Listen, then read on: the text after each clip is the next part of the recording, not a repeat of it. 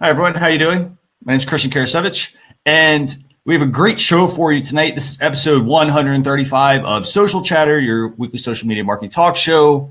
And I'm going to bring on Phil. He's my co-host. And then we're going to introduce our guest. It's Kelly Lube Singh. And I'll let Phil do the introduction on that one. But we should have a fantastic show for you tonight. So let me go ahead and bring on Phil, and we will get moving with everything.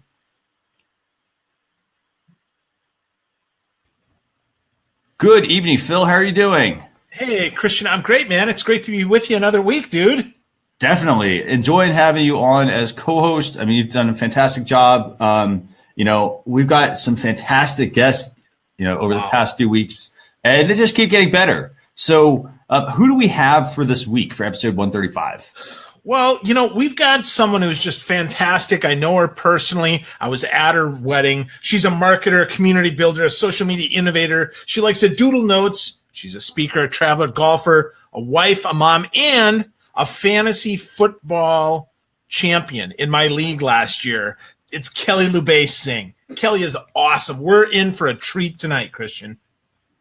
I'm looking forward to this. I just had a few minutes to chat with her backstage, and it's going to be a really good show. So, Kelly, thank you so much for joining us tonight. Well, thank you for having me. That was quite a warm welcome. Whoop, whoop. Raise the roof for Kelly. Oh, gosh. So just to get started, what's the best place for people to follow you, for instance, like if they have questions or things during the show, where can they do that at? Oh, probably on Twitter is a good spot for questions. I don't know. I'm new on your show. Like, are people in the Facebook Live doing questions? I have so many tabs open right now. Oh, you're doing fine. Just where do you want people, Kelly? Because they're going to say, Kelly's awesome. I want to talk to her more. Where do you want them to go? Let's go to Twitter. Twitter, perfect. At Kelly Lube, Loubet. Pow! Right in the kisser. If they're visual people, they could do the same on Instagram, I suppose. There you go. So if you want to connect with Kelly.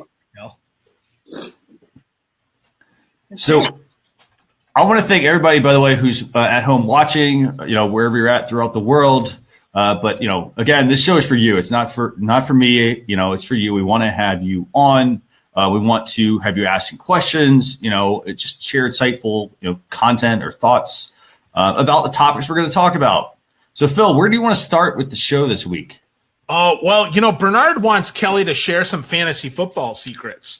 So we should no, we're not going to start there. Bernard, we're going to get back to that because I think that's fun. Kelly did kick my butt last year, or 2 years ago, but last year I stomped her. So I don't know how many secrets she's got other than, join Phil's league and kick his butt. So we'll see. So let's start with YouTube, buddy. Let's start with some YouTube stuff, Christian. Definitely. Okay, so this week, topic number one is YouTube is working on some monetization tools and sponsorship opportunities. Now, they're doing a lot of this in the wake of all the incidents that have been going on in the past year.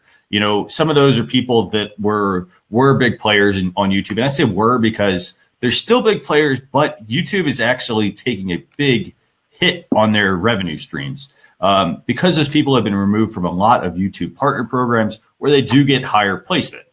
That's one thing that's happened. Now, another thing, YouTube changed the requirements for anybody starting a channel. So if I want to start a YouTube channel, I could always monetize it right from the start typically. But now they've actually upped those requirements and they're actually very, very, very high. It used to be, you needed 10,000 total views, but now you have to have at least 1,000 subscribers and 4,000 hours of view time over the past year to join.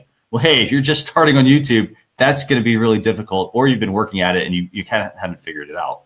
So what YouTube is doing now is they're wanting to actually still allow people to generate revenue without having to have such stringent requirements. So what they're doing is they're using a little bit of AI, to kind of figure out a lot of these processes. But what they're also doing is now they're going to be working on some ways for people to be able to kind of make the process for getting their content up faster and from a monetization standpoint, have the ability to what's the word I'm looking for here, Phil? Like have the ability to maybe sell some subscriptions and make some revenue off of that.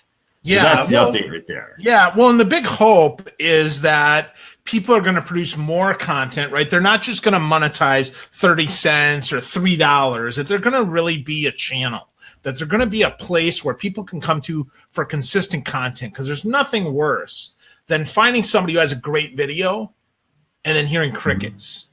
Mm-hmm. Like, what the heck? You made one video? Come on, man, make some more. I don't know. I think that's good. Kelly, what do you think about this? Well, I kind of think that it's going to be great for people who are creating content that they're already trying to get subscription-based services for. There's a lot of competition out there, build your own. Oh, sorry, I got a text message. Build your own course for people to take and subscribe to and buy. So I think YouTube might take a little chunk out of that market and possibly make it easier for people, even like us, who just want to sit in front of a camera and share some of our knowledge to gain some subscriptions. I think it's a really cool idea.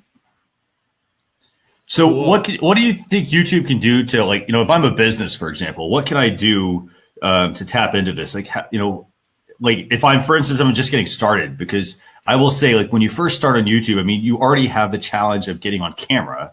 If you're not familiar with doing that, I mean, we've been doing this for like 3 years now, and and we're more comfortable with this. But a lot of people, they get on, they're not comfortable with it. That's hurdle number one. Second hurdle is, hey, do I want to spend my time doing this? Is it worth it? Am I going to make any money off of it?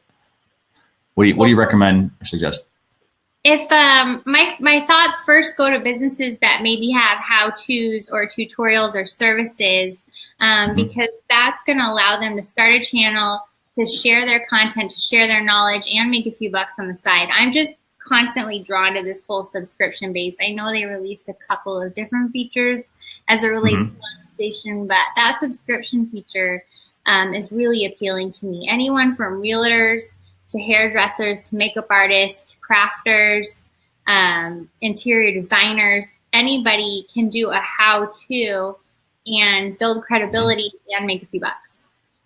Definitely. Phil, what do you think?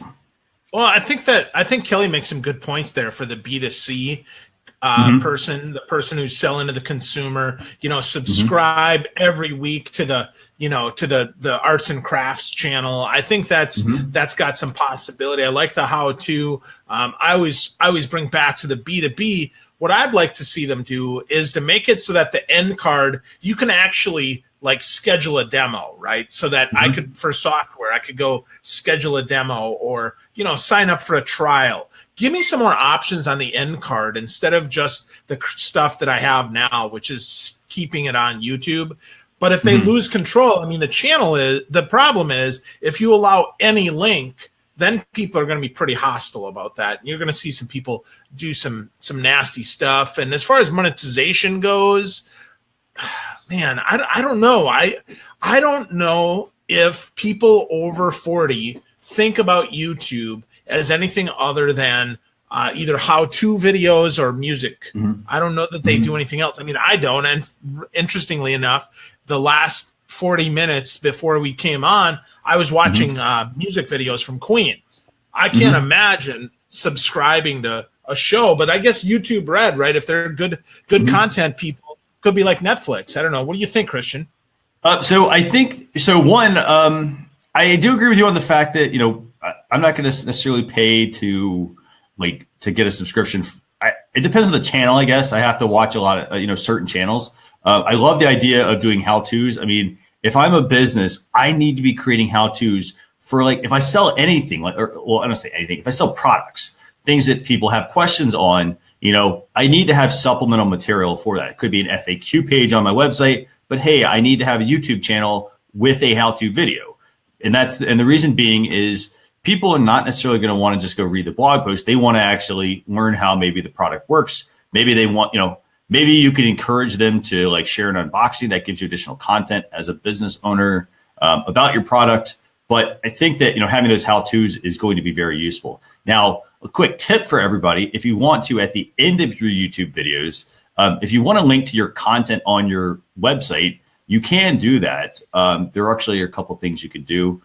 You can create, like they call it a redirect to drive people to something else, like another website necessarily. So you create like a redirect, and because it has your own website URL, it will direct them to your website, which makes it look like it's going to your website, but it goes to something else. So that's a quick tip for everybody.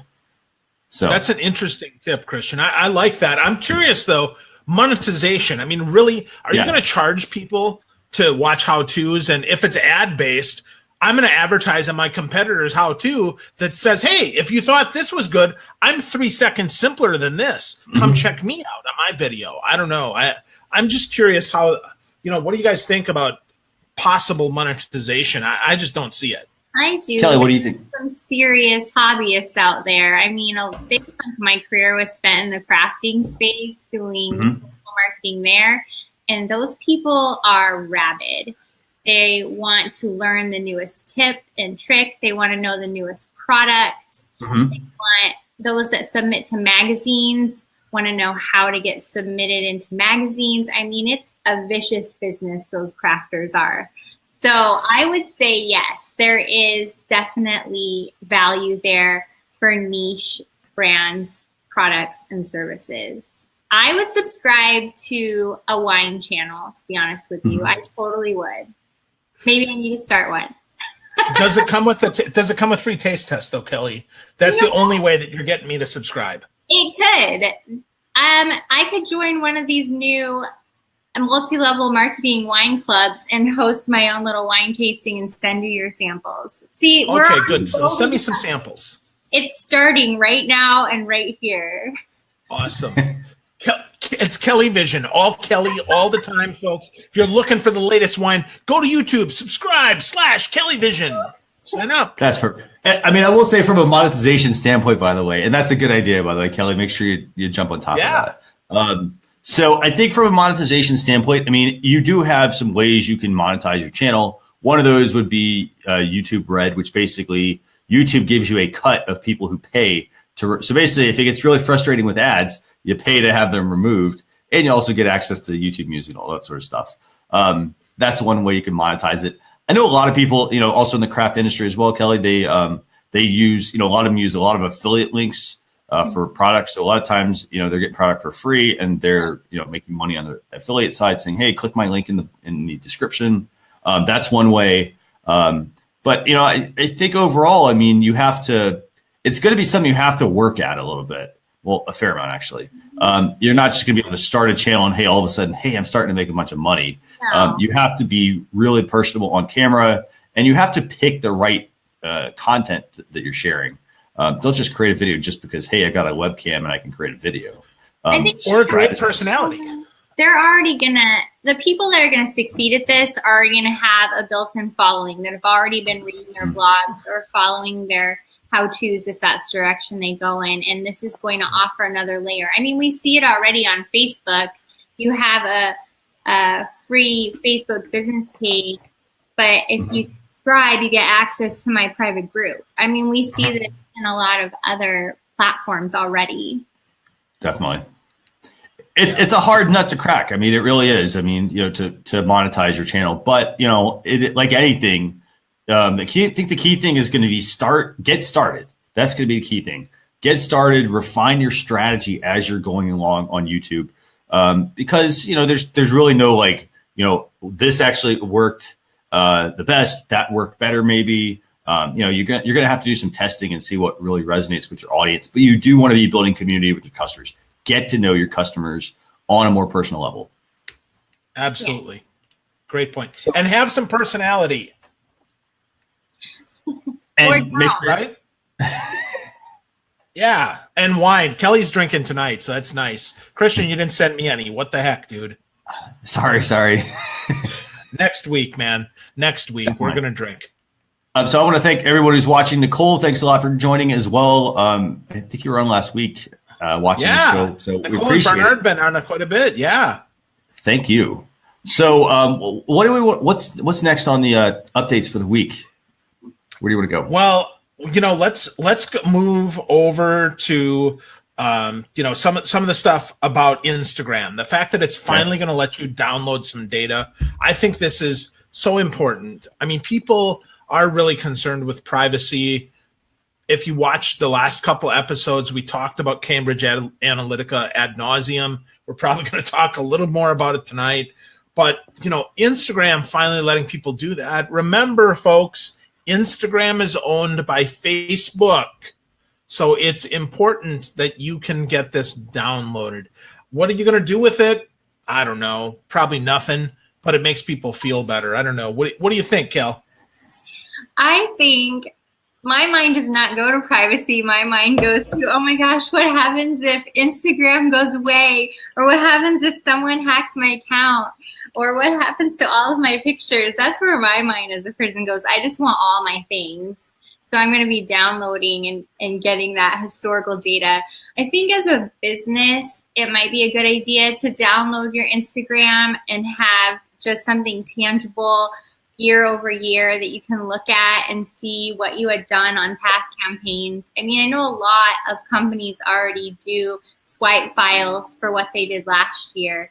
But that's kind of where I think businesses might use this data for as well, just to kind of see what they did last year versus this year.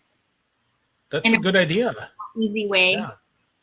Yeah. And Kelly, didn't you lose some pictures last year? And I mean, is that why you're concerned, or is it because, you push such great stuff on Instagram that you would want to keep it? And I promise I'm not being snarky. I'm genuinely curious. Yeah, kind of both. It wasn't last year. It was several years ago. Somebody hacked my Instagram account when I first started my blog, which was over a decade ago. It was called Childhood, and somebody hacked my Instagram account so they could steal my username. So it got me all like up in arms. What if I lose things that I posted to Instagram? So on a personal note, yes, there's that. For sure.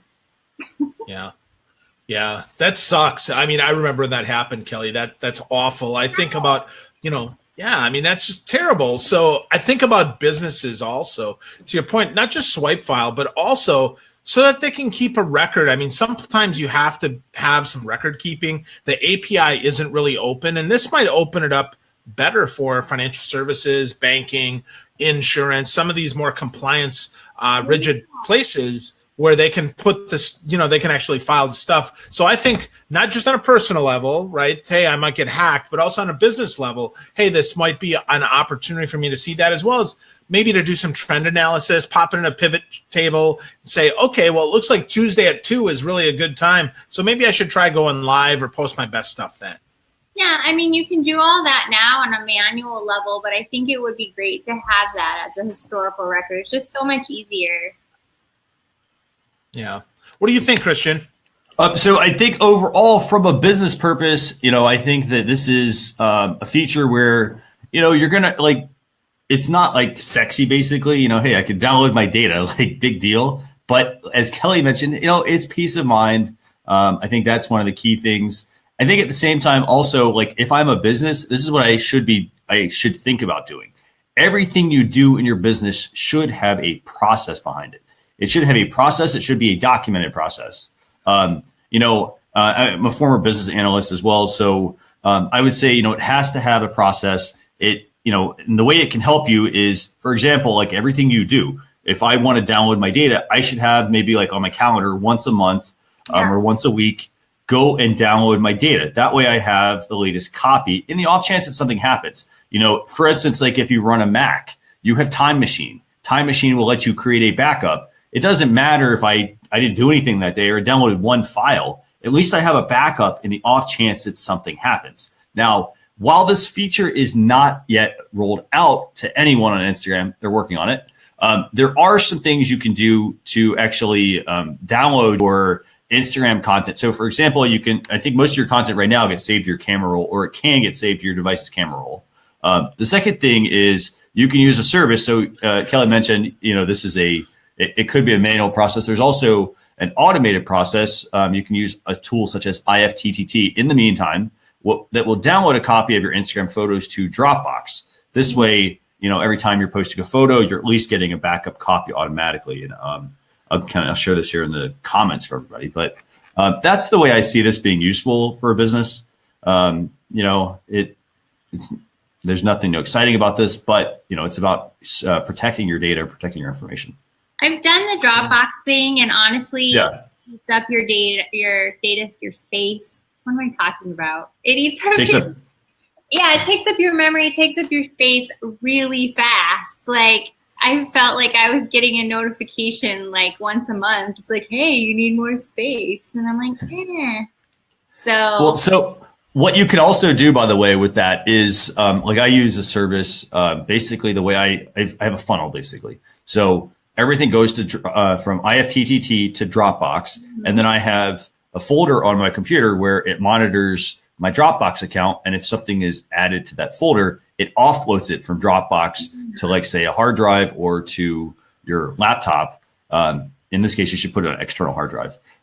That's basically the other way you keep it clean. All the things. Yes. Or just don't frickin' worry about it, because I'm posting pictures of what I ate lunch on Instagram. I don't care. Take my pictures, please. Somebody. Nobody likes them. Christian, please come like my pictures. Come on. Aww. Sorry.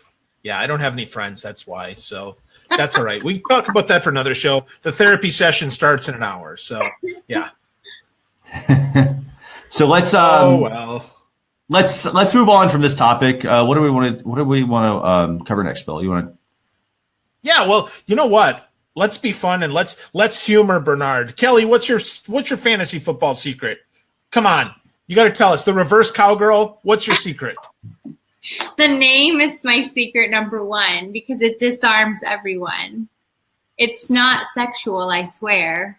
Right, Kelly. The second secret I'm winning fantasy golf too, by the way. There's fantasy golf. I only play fantasy football. That's pretty crazy. There's fantasy golf. I'm winning, and the secret is I read a lot of blogs and I do a lot of research, and that's really about it. There's really not a secret other than study, because if you don't study, then you're no smarter than the guy next to you. And I love the point. Also always drafts a picker too quick. She picks a kicker usually in the fourth round too. So if you're listening here, draft Justin Tucker early if Kelly's in your league, and offer for Todd Gurley. That's the key. She's a Ravens fan. Justin Tucker is the best kicker in all of the NFL and scores more points than most of your running backs. So yes, that would be a top tip for me. I will attest, by the way, he was on my team last year, and he scored a ton of points and saved me a bunch of games. Yeah. So that was fantastic. Justin Tucker, if you're watching, we're big fans of football fans, I guess. Or some wine. Some wine. We need now wine. Yeah. He's not going to be available. Thanks a lot, Phil. That's it. Yeah, you're welcome. And Bernard, though, Kelly, he wants to know how much does it cost to be your team partner. As her agent, Bernard, you can send the wine to me. I'll drink it, tell Kelly how good it is. She'll be on. You can partner with her for free if you send me wine. I'm just saying. So, what about you? What about you there, Christian? You got a fantasy football secret? I would say the key thing is if you have your waiver wire open, make sure, like, if there's a player you want to get, put your waiver wire in early, and go. Here's the thing: go big or go home on the bid. Usually, there's a bid to. Oh, if you're auction draft, yeah, there you go. Awesome. Well, if you're like, hey, I want to get that guy, off of waivers. If it's a hot commodity, just know that you're going to have to go big to get them. Usually, that's the don't go in like, oh, hey, I'm going to get them for like $1 or $2 or whatever. This is all virtual money, virtual currency. But that's my secret. Yeah. So my secret is always draft your punter in the first round. No, that's not my secret. I'm just kidding. My big secret is first, never draft a rookie quarterback. That's secret number one. Never draft a rookie quarterback in fantasy. Okay. They might win some games, but they suck in fantasy because they throw too many interceptions. Okay, so that's pick number one. Number two, look for a quarterback who also runs the ball. So Russell Wilson, Cam Newton, we're going to see this kid from Louisville, wherever he ends up. I really think that's the key. because last year I had Russell the Love Muscle, and he almost took me to the promised land. I got second place because of Russell. He came up late in the last 2 weeks, but what can I say? He's from Wisconsin. I love the guy. Very nice. Thanks for insight on this, by the way. Thank you. Yeah. Yeah, and Bernard sending some Bama wine. Bernard, I appreciate it. I'm just over from in Tampa, Florida. If you want to swim across, depending on where you are, I'll meet you halfway. Meet you halfway. On. Woo. Yeah. Yeah, there you go. And Ann Wynn's with us tonight. Ann Wynn, yes. She's giving Kelly some love. Good to see you, Ann. Thank you for joining. Yeah. By the way, if you're watching, we'd love it. Cool. Hit the share button. Invite people to join the show. We've got quite a few topics left to cover. So what's next, Phil? What are we going to talk about? We've got. So we could talk about we could talk about downloading data. Let's go. Let's stay on Instagram, buddy. Let's talk about Instagram @design, because I think that's kind of fun. This is something make it a little bit easier for you. That can make, a little more interesting for you, because now we can see some more inspiration. Because I got to tell you, my Instagram sucks. It's not that interesting. So I'm excited for this. Kelly, is this good for you? Are you excited about their @design channel? Or do you agree that my Instagram sucks? It's okay. You won't hurt my feelings. I actually don't think anyone's Instagram sucks. I think that everyone's Instagram is a perfect snapshot of who they are, and that's what it's supposed to be. @design channel, I'm still waiting to see what they do with it. Right now, they've been focusing on the workspace of different creators, and it's pretty interesting because when you think design, you might think, like interior design, crafting, where they actually had someone on there show their workspace, and they're a UX UI designer, so they're creating these user experiences. So that's a whole other aspect of design that maybe the typical user may not have thought of. So I think it's going to introduce people to a lot of fun things. What they plan on doing with it, I don't know yet. Cool. I think it's going to be inspiration. I mean, that's the biggest thing. Was that a cool answer? Cool. Yeah, no, I think that's a great answer, Kel. I think that's a totally great answer, right? I mean, you come from the, little more interesting side than I do. I'm the boring B2B guy.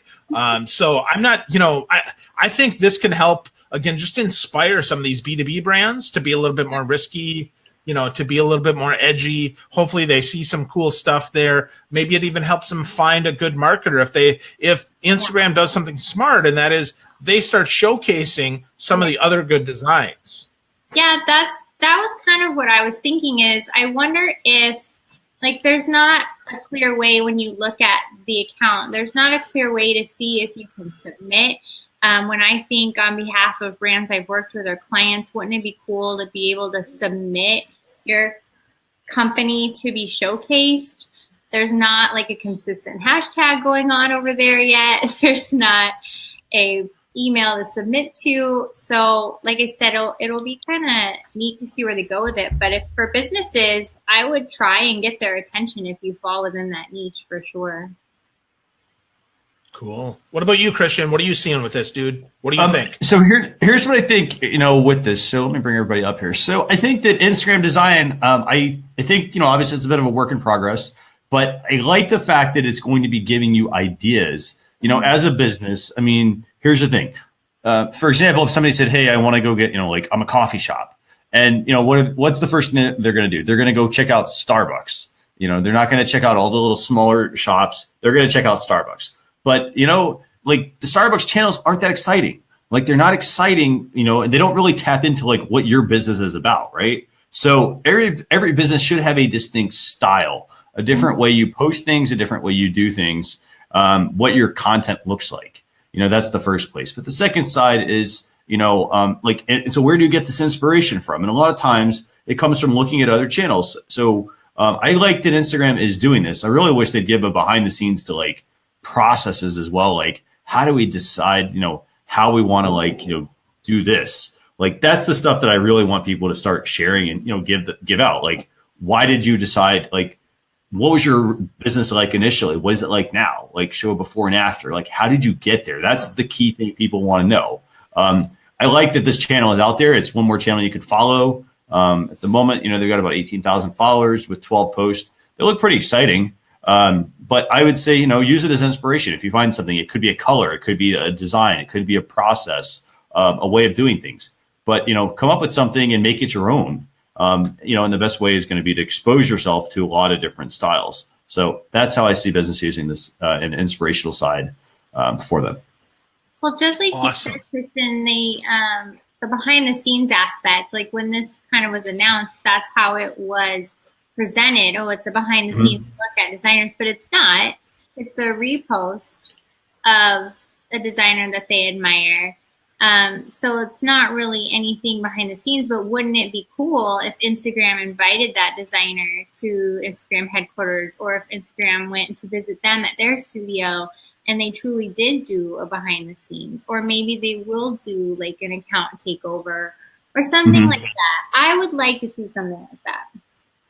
Yeah, 100% agree. I'd like to see some easier takeovers though, where you don't have to give up the username and password.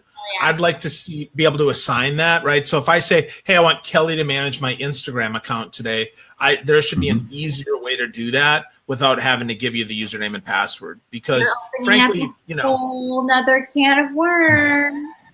Yep. By the way, if you're a business, I will say this: be very protective of your usernames and your passwords. Don't just give them out like you're giving away, a business card, for instance, or a piece of candy or whatever. Just be mindful about like who you're giving that to. And for instance, don't just have your interns set up an account and like, oh, hey, they leave and now you lost access to your account. You have to be, mindful of that. Have some policy, have a social media policy in place. When somebody leaves your business, they have to give you all that stuff, all that data back, and immediately change the password once you have given your account out to somebody, and that person is no longer with you. That way you still have access to your account and they don't take it over. Brilliant. Love that. All the So twists important. and turns we're taking in this conversation. Yeah. So, and Nicole asked, so how can you share it on Instagram? And the answer is Instagram is slowly rolling out a new sharing tool that allows you to regram, which is much easier than it's been because it always had to be a third-party tool before. So the good news is it's going to be simpler. It's a slow roll. I would bet that when design comes out, they're probably testing it right now with their regram feature. I would bet that they'll probably roll that out around the same time that they offer that sharing. And I think we actually talked about the ability to share post. What was it? It was a couple episodes ago, actually. Yeah, but it still isn't out. Yeah, I think it was like 122, but I can't remember. Was Nicole asking about best practices around sharing your credentials? If so, if it's temporarily being shared, then a good idea is to provide your credentials and then change your credentials immediately following the project. I've always just kept a spreadsheet of guest credentials and real credentials, and that way you can just change them back without ever giving away your real credentials, if that was the question. Yeah, that is what she asked. Good job, Kel. Way to anticipate that. That's exactly how what do she you asked. share Thank the you. password? Yep, absolutely. Yep. Cool. So great insight. And Sarah, who's watching as well, she loves the idea of assigning a takeover. Fantastic. Lots of features. So hopefully, if Instagram's watching here, they'll introduce some of these features. But as Phil mentioned, they're probably testing a lot of this right now behind the scenes to be able to bring this stuff out. Cool. But here's a sorry. Yeah. I just also Sure. Beyond the password and changing your password credentials, if you're sharing it with someone who manages it for you, make sure that your email address is something that is owned by your own company. So maybe it's social at nicolescompany.com and not, anybody's particular email address that they might take with them. So that's another little piece of that. Great. That is a fantastic point, actually. Fantastic. And I will say from the technical side, if you own, for instance, if you own your own website domain, that's usually with the host. Typically you're hosting, like for instance, if you use like Bluehost, they host all your, if they host your website and you own your own domain through them, you can create as many email addresses as you want through them. And what I always recommend doing, and this doesn't matter if I'm working with, if I'm working with a small business or if I'm actually working for a company, I always work with the, whoever the IT department is, whoever's responsible for creating email addresses, I have them create email addresses for certain things, like, for example, social at whatever the company name is. This way, and then I have the inbox on my system where then I can actually see just emails from that particular, request. That's, and you can create as many emails as you want, like I said. So have personalized ones. For instance, you could have a personalized one that forwards to your regular, inbox that you manage. So it could be, Christian at socialchefs.com, for example. But then you could have support at socialchefs.com for support requests. And each one just funnels in and has a certain label identifier in the subject line. And then that way, exactly, you're not losing access to your account, as Kelly mentioned. Don't use like, Kelly Louise Singh, hopefully this isn't your email, at gmail.com. Don't use something like that. Spam. Oh, sorry. Don't use something like that and say, hey, you set up your account and then, hey, I need to get the password. And where's the forgot password going? It's going to Kelly. It's not going to me. So keep that in mind. Yeah. Great tip, Christian. Really important. Good job, gang. So, okay, so we've covered some YouTube, we've covered some Instagram. You want to quickly talk about Facebook and wrap it up with some Snapchat? Yeah, let's bring it back to Facebook. Just real quick here, folks. We could talk ad nauseum about Facebook's privacy, but I think they're trying. They're trying hard to be a little bit more transparent and a little more English in their terms of service and helping us understand, for those of us that aren't savvy, how better we can use Facebook safely and not worry so much about, oh crap, did a third party get my stuff, which I think is a great step towards more trust. Well, as a mother, I don't know if you've made it all the way through. It's a very long update, but towards the end, there's a whole piece of the update about Facebook and protecting teens and young teens, especially 13 to 15-year-olds, especially, and protecting what kind of data goes out, what kind of ads they're seeing, and also the default settings are not set for public as they are on so many other channels. So I think these are some really important steps in protecting children when it comes to social media. And not only those items, but they've raised and made it a 2-year span, 13 to 15, have a parent's permission to join a social network, where it was just 13 years old. So I think good. Really good steps for parents to help monitor what their children are seeing and what their children are receiving. Cool. That's good stuff, Kel. So, Christian, how do you see this impacting business? I see this as no change, business as usual, but customers now feel a little more comfortable. I think it's about feeling more comfortable. Like, I think part of it is people need to be more mindful. Like, if you're a business, you need to be aware of, like, how do you go about changing something for your business? Like, if the person who currently manages something, and this goes back to what Kelly said earlier, like, you need to research what it is you're doing. Like, for example, if it's your account, you need to know, how do I protect my account on Facebook? Like, if something happened to come up, I mean, don't just give it to somebody else and then like assume, oh, hey, they're gonna be able to answer my questions. Here's the thing: the more you pull that resource and the more you ask them, the more you're relying and dependent on that person. And there's nothing wrong with being dependent on somebody, but you need to also know, how do I manage these aspects of my own account? Think about what you're sharing. Like, a couple things I like here. For example, Facebook is talking about how, they want you to, like, they may periodically ask you to review things on your account or ask you about reviewing ads. That needs to happen. The feedback needs to be there. The feedback loop needs to be, hey, if somebody's using Facebook, we want to know from our users. This is a business tip, by the way. If you're using Facebook, your business needs to be you need to be providing that data to Facebook. It helps make the product better. Now, at the same time, you need to protect your data, protect your information. Know how do I download my data on Facebook, for example? Maybe, again, going back to the schedule, having a system or a process for everything, you need to have a process for, maybe once a month, I go in and check my Facebook privacy settings and see if there's anything that's changed. Like, this is not something that takes an inordinate amount of time. It's just about putting it on the schedule and doing it. How long do you think something like this would take, Kelly? like for instance, to go check your privacy settings. Yeah, it doesn't take long at all. It'll take you 5 minutes to scroll through, just make sure everything looks okay. I think also, Christian, and the act of prompting users to check their privacy settings and see what they're sharing. Facebook's saying it's making it easier for us to delete information that we don't want shown or to get rid of things. I also think the flip side of that is there are going to be people that are like, oh my gosh, I never listed, my language, or I never listed my hometown. And there, on the flip side of this, we may see additional data being given. And brands are also going to start realizing that their ads are going to become more targeted because people are going to start declining to see certain types of ads. So I think it's a good thing for businesses that Facebook's putting some of these privacy policies in place for people, because it's putting the choice more in the people's hands, which in turn gives businesses better data.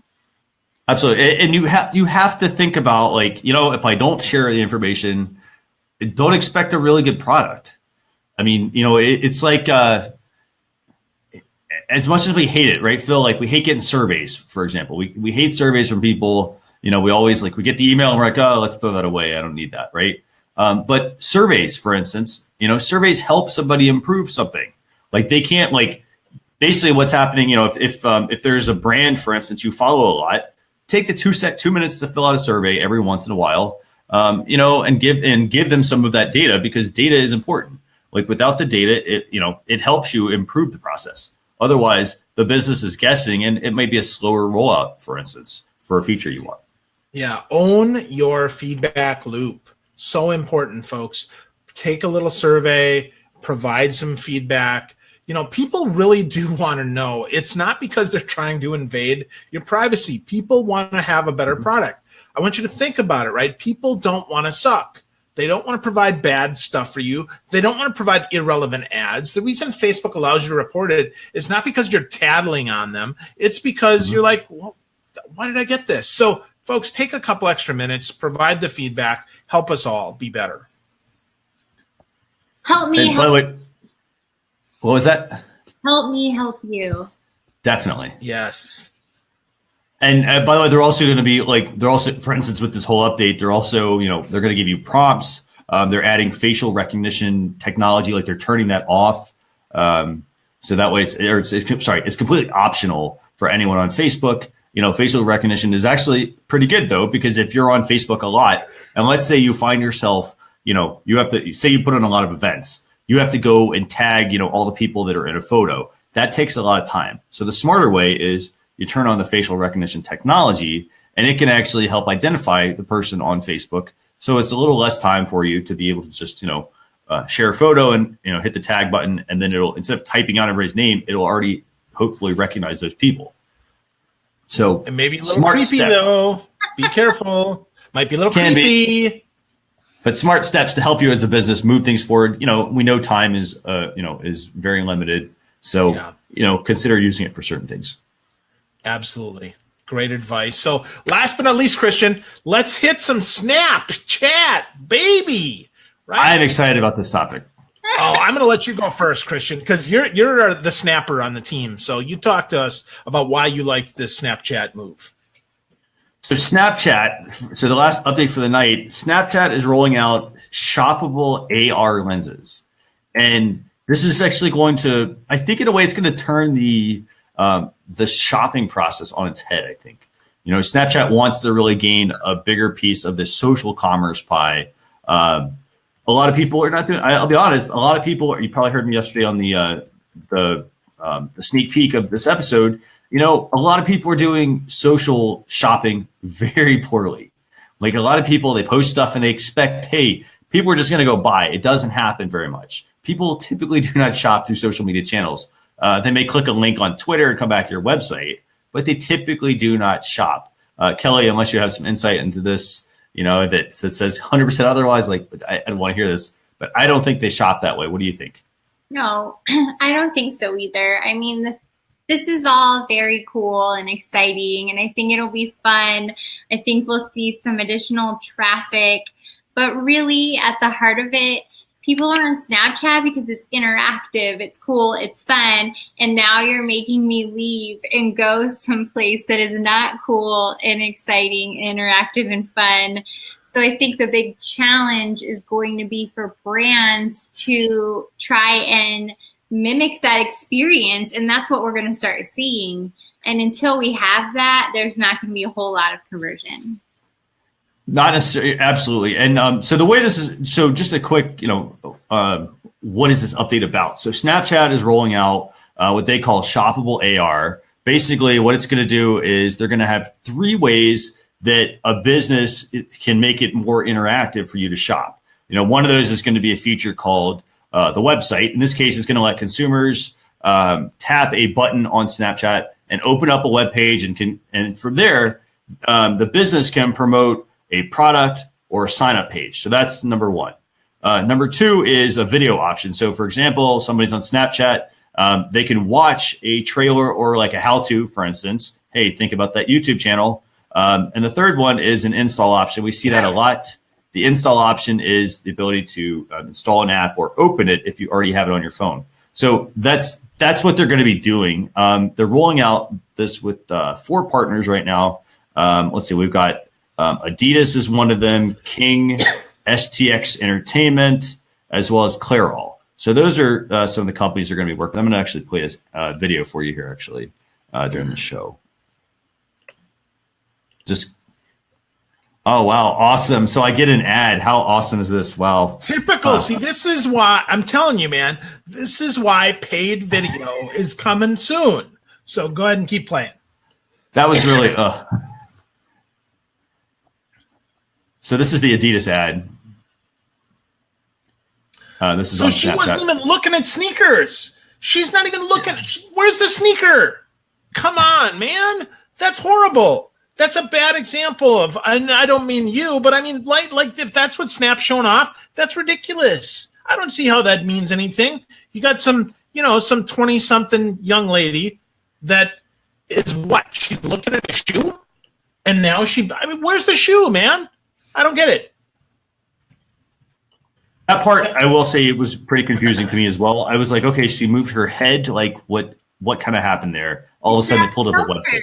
She's trying to see her face and what she looks like in the filter. The shoes in the shopping cart don't matter. Is this good lighting?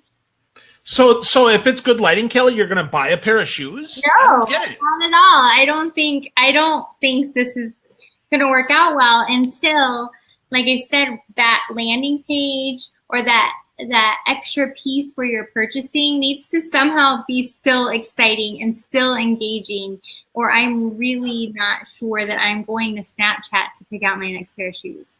Yeah. And you had some good moves there, Kel. I mean, if you could show us those again, those are really impressive. I mean, you got moves like Jagger, I'm just saying.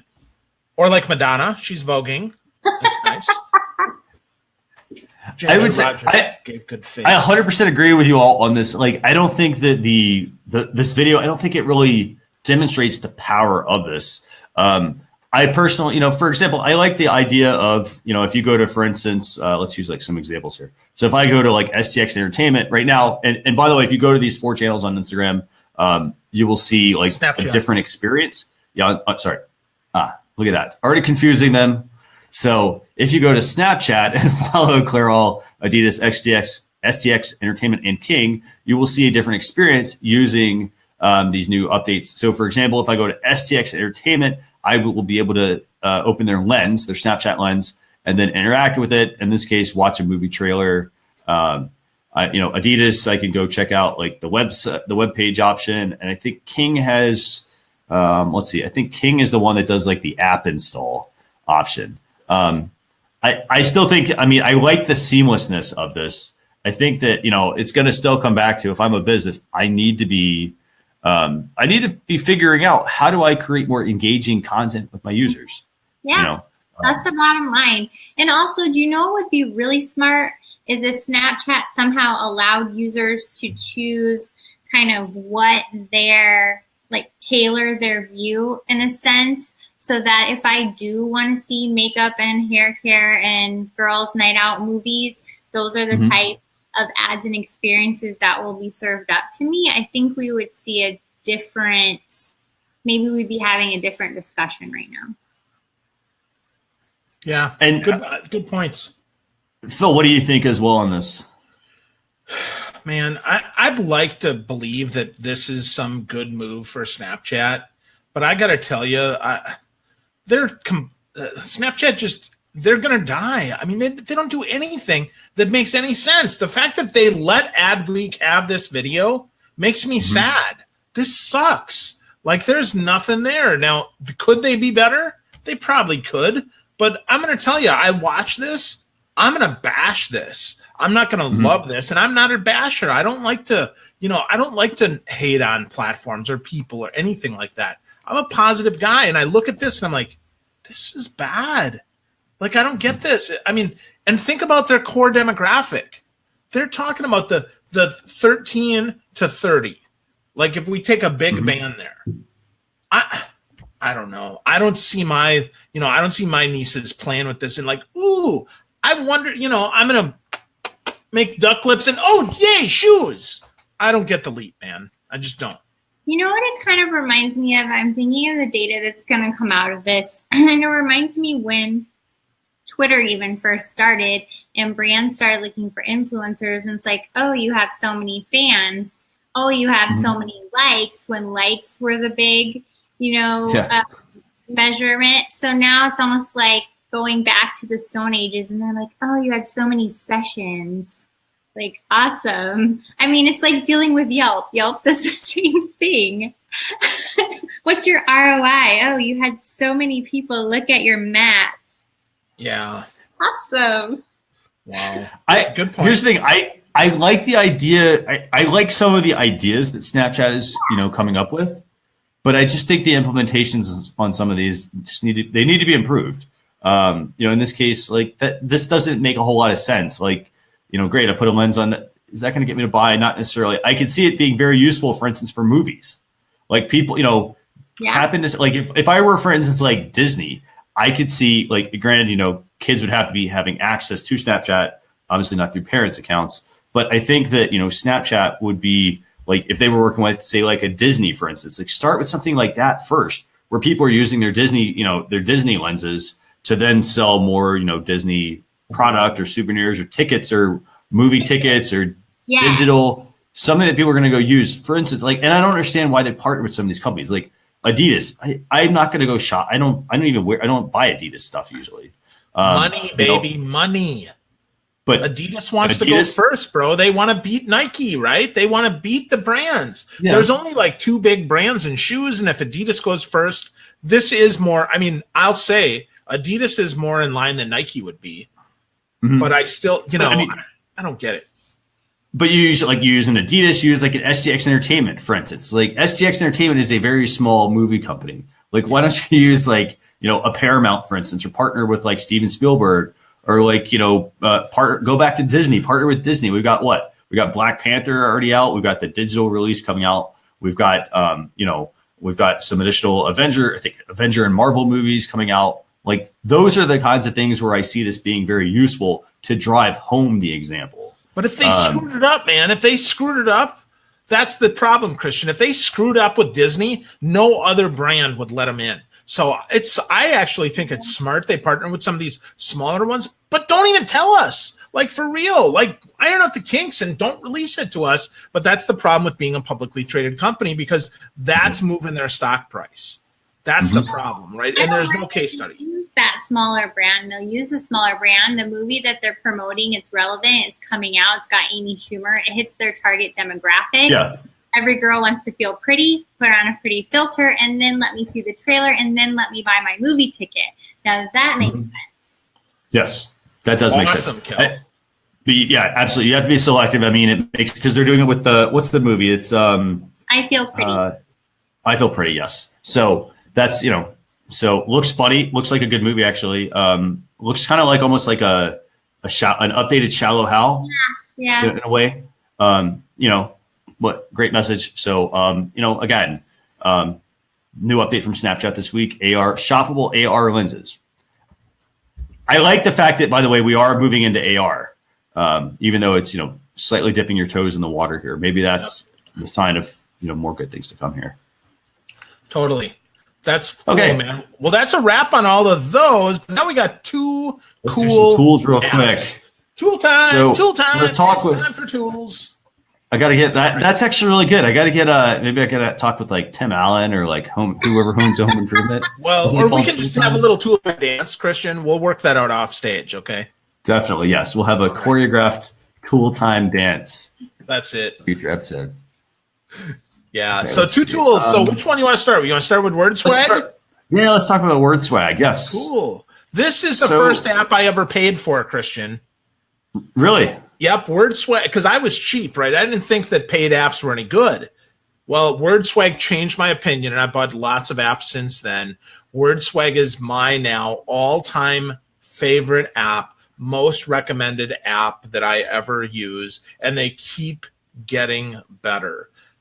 The way that they make this thing, it is so stinking easy to make a pretty graphic with some text to make it look like I can be an artiste. Don't you see me? I'm Henri Matisse. No, I'm not. I use Word Swag. I don't know. Kelly, what do you think? Who are you? Who's your artiste alter ego here?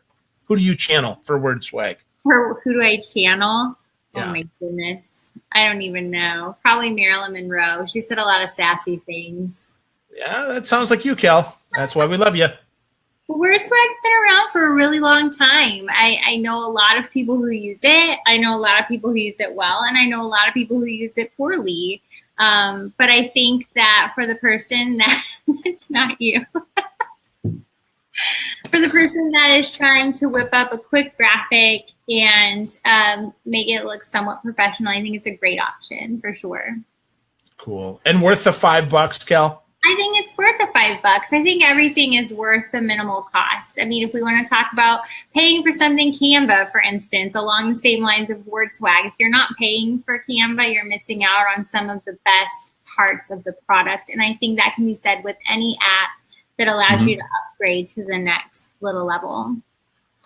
And by the way, Bernard here, just a quick comment on this, says, he thinks that, let's see. Wow, that didn't come up. Kelly could dance circles around us on Word Swag.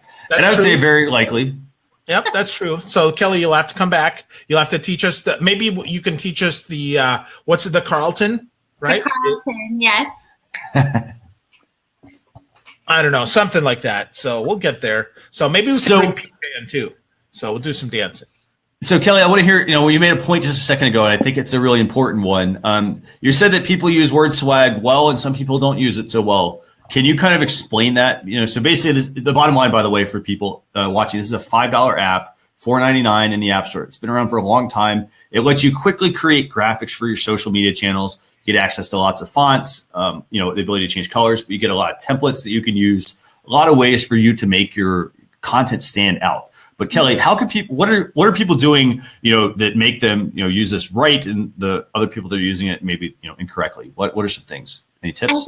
I think not everybody has an eye for design, but there are some really basic things. Phil's face just got really big, by the way. It's the automatic Ken Burns effect. It is. Yep. I think Christian sent a virus down my camera again. Damn you, Christian. Speaking of bad pictures, that's one thing I see a lot. A really bad picture with words over top of it. Words are not going to camouflage a bad picture. Bad picture, bad lighting, using the wrong color font over the wrong color photo. It needs to be readable and needs to make a simple point. Like, busyness is bad. You need contrast. And then the other thing is about usage. Like, it can't be every post. It's meant to be like, punctuation.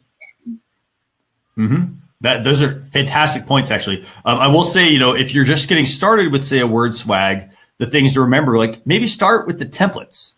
Start with the templates and, use the color schemes that they give you to start with. I think that's where I'd start. That way you can kind of start to like train your eye to see things that, what works and what doesn't. Add your branding, for instance, to the logo, to add your branding to the image. But if you're going to do something like that as well, make sure that you make it, don't say, hey, I want my logo like smack on the top. It just needs to be in a certain, maybe in the lower corner. It needs to be unobtrusive. Do what? Yeah, just there in the little corner. I think the thing that I always ask myself before I publish anything is, can I read this? If it's an image, can I read this? First of all, you should ask yourself when it comes to word swag. Definitely. Phil, any tips for anyone using word swag? So my tip is, to your point about the logo, get a transparent PNG of your logo. Save it to your phone. If you're an iPhone user, make it one of your favorites so that it shows up in your favorites folder so that you can easily add it. And the cool thing is, if you add it, you can just say, use the same logo as last time, and it'll keep the aspect ratio and everything, including where you put it. Now, that being said, it's okay to move your logo around if it looks stupid on this particular picture. So sometimes, just a couple words is cool, but don't be shy about moving it around. But do get a transparent PNG. It's really important. If you don't have one, just go to Fiverr, $5, $6, you get one. It's totally worthwhile. Totally worthwhile. And going back to your point, by the way, about iPhone, for instance, in your camera roll, one thing I would recommend doing, set up a folder on your device. Set it up and say, my business tools or my business logo. Get yourself organized, create a folder, and then add your photo, or in this case, your transparent logo, to your folder on your iPhone. It's very simple. You just tap on the photo and say, hey, I want to put this into the folder, and you're done. And that way, you don't have to go, for instance, scrolling through 10,000 photos, to go and find the transparent logo. It's the easiest way to do that. Absolutely. Good You're tip, so buddy. Smart.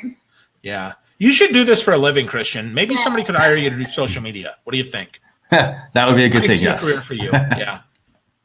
So let's move into the last tool for the night, and this one's called Apple Clips. And this tool has been out for a while, but it's a fantastic tool. It's an iOS-only app, unfortunately, for those of you who use Android. I don't know of any alternatives. Does anybody know an Android alternative?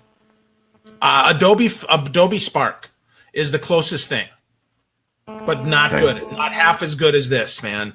Apple Clips rock. So keep going, Christian. So I'm just gonna brag on Christian here. He dropped some serious, like, holy crap stuff you can do with Clips. So Christian, school us, brother. What are you doing here with Clips?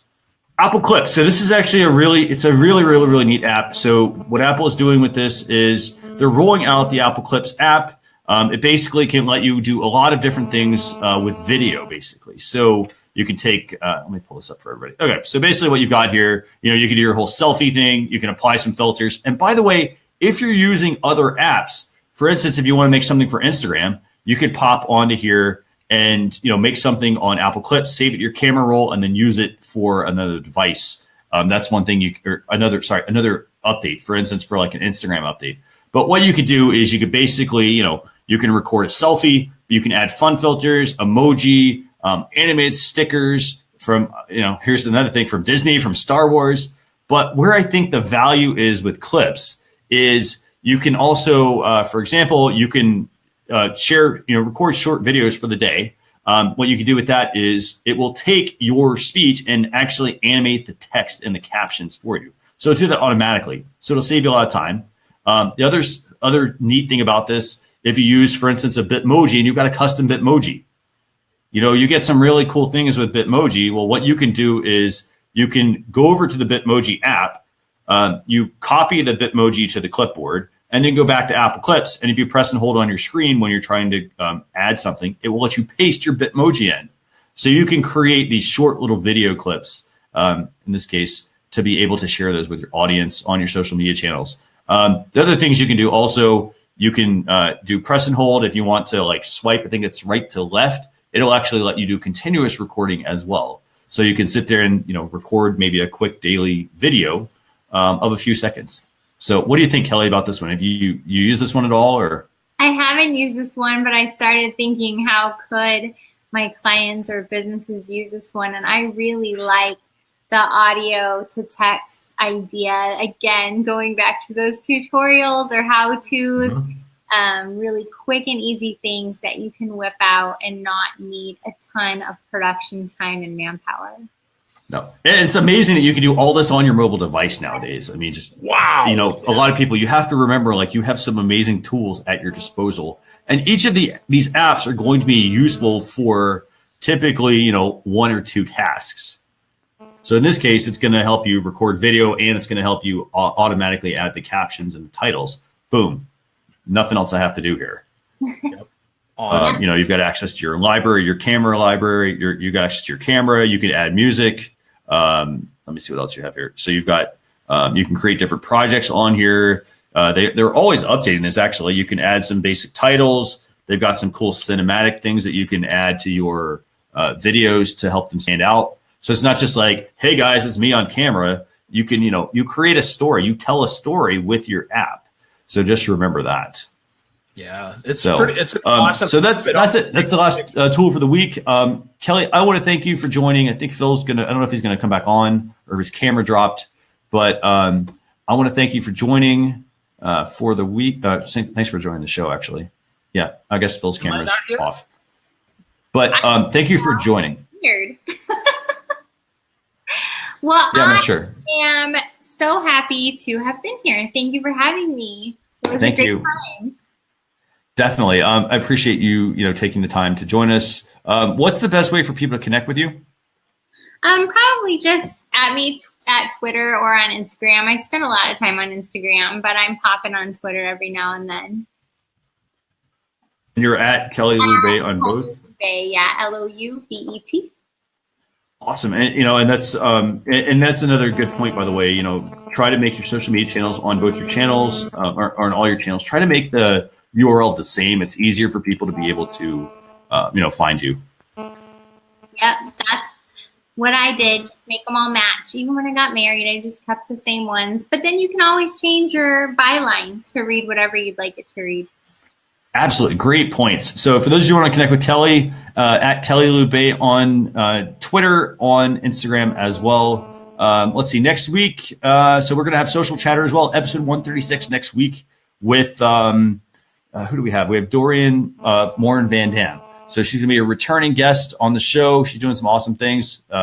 We can't wait to have her on as well. But Kelly, I want to thank you for spending your evening with us, quick hour here. But thank you so much. For those of you watching, we're going to have a blog post recap coming up. And don't forget, check out socialchefs.com. We try to give you, get you the right fundamentals so that you can do social right. And then, branch out and doing more creative things with it. So thank you so much. But we will see you all next week. Bye.